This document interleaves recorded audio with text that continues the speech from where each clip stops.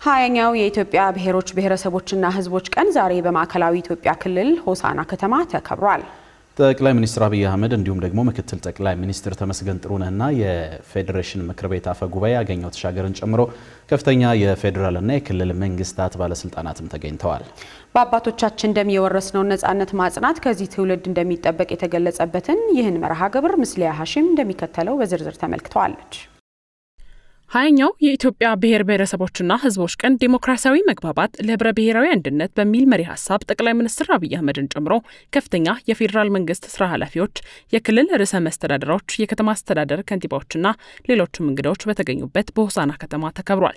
በዚሁ ጊዜ ንግግር ያደረጉት ጠቅላይ ሚኒስትር አብይ አህመድም ኢትዮጵያ አሁን በደረሰችበት የእድገት ደረጃ መሰባሰብ ታሪካዊ መሆኑን ጠቅሰው በአባቶቻችን ደም የወረስነው ነጻነት ማጽናት ከዚህ ትውልድ የሚጠበቅ ተግባር ይሆናል ሲሉ ተደምጠዋል። ያንዳችን ለሌላችን ውበት ያንዳችን ለሌላችን ክብር የሆነባትን ሀገር ኢትዮጵያ አንዱ ከፍ ሌላው ዝቅ ብሎ ሳይሆን ሁላችን እኩል ሆነን በወንድማማች አይን ተያይተን በመደመር እሳቤ የበለጸገች ኢትዮጵያን ለልጆቻችን እንድናሻግር አደራ ልላችሁ እወዳለሁ። በአባቶቻችን ደም የወረስነውን ነጻነት በብልጽግና ማጽናት ከዚህ ትውልድ የሚጠበቅ ተግባር ይሆናል። ጠቅላይ ሚኒስትሩ የኢትዮጵያን ችግሯን ብቻ ሳይሆን አቅሟን ማየት እንደሚገባ በጠቆሙበት በዚህ ንግግራቸው በየተሰማራንበት የስራ መስክ ሌብነትን እንጠየፍ ሲሉም አሳስበዋል። በተሰማራንበት የስራ መስክ ሁሉ በትጋት እንስራ፣ ሌብነትን እንጠየፍ፣ የሀገር ጥቅምና የሕዝቦቻችን ክብር እናስቀድም፣ ለዘመናዊነት ለለውጥ ክፍት እንሁን፣ ሉዓላዊነታችንን በሁሉም መስክ እናሳካ፣ ልመናን ታሪክ እንድናደርግ የጀመርነውን መልካም ጅማሮ ሁሉ ለፍሬ እንድናበቃ ሰላምን፣ ንግግርን፣ ውይይትን፣ አንድነትን፣ ብሔራዊ ጥቅምን እንድናስቀድም በታላቅ ትህትና አደራ ልላችሁ እወዳለሁ። በተመሳሳይ የፌዴሬሽን ምክር ቤት አፈ ጉባኤ አገኘሁ ተሻገርም በዚሁ የአከባበር ስነ ስርዓት ላይ ተገኝተው መልእክት አስተላልፈዋል።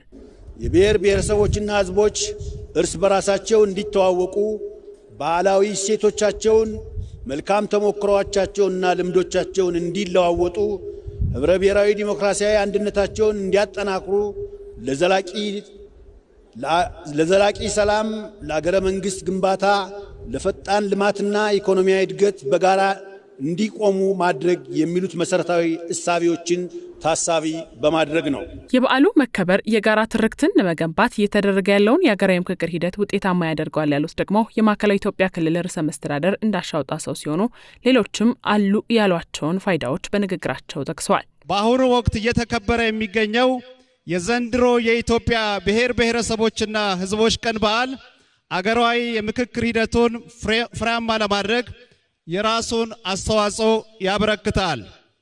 በዓሉ ብሔራዊ መግባባትን በማጠናከር የሀገረ መንግስት ግንባታን ሂደት ለማሳለጥ እንዲሁም የኢትዮጵያን ብሔርና ብሔረሰቦች በአንድ መድረክ ላይ ተገናኝተው እንዲደምቁ እንዲመክሩ ምቹ ሁኔታ ፈጥሯል።